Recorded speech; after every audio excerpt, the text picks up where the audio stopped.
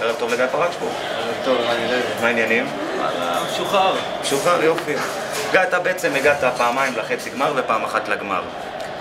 במידה והיום אתה תצא עוד פעם בלי כלום, יכול להיות שיצא לך שם של לוזר. לא, אני אסביר לך. אני מגיע לטורניר הזה ליהנות. אוקיי. כי רני לוי מפעיל את הטורניר, הוא עושה אותו כמו שצריך, אני בא נטו להנאה, לא מעניין אותי לשים אפילו במקום אחרון, אני מתרגש, אנשים נהנים פה. אני לא קונה את זה, גיא פרצ'פור, אתה ווינר, אתה בא לפה כל פעם מנמיך ציפיות ונותן קונצרטים, אני גם תופס אותך אחרי דרבי חם מול תומר פרצ'פור שבו ניצחת 4-3. אתה אומר שאני לא אמין. לא, אני לא אומר שאני לא אמין, אתה פשוט מנמיך את הציפיות כמו כל פעם. הגעה לחצי גמר תספק אותי היום. וזה בדיוק השאלה שאני רוצה לשאול אותך. זה מה שיספק אותך, חצי גמר? חצי גמר.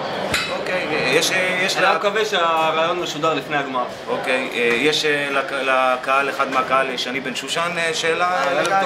נעים מאוד. האם החזרה של אלון קיציס גורמת לך למעט חשש? לא, לחלוטין לא, ואני אסביר לך למה, כי אלון קיציס עד היום גנב טורנירים.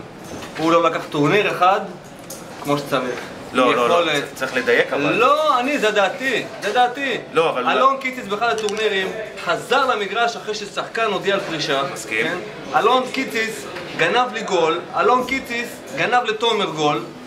זה לא טורניר, זה לא כמו עד בינוני, שבא נתן שתי הצגות עם ריאל מדריד, העמיד לנו בהלם.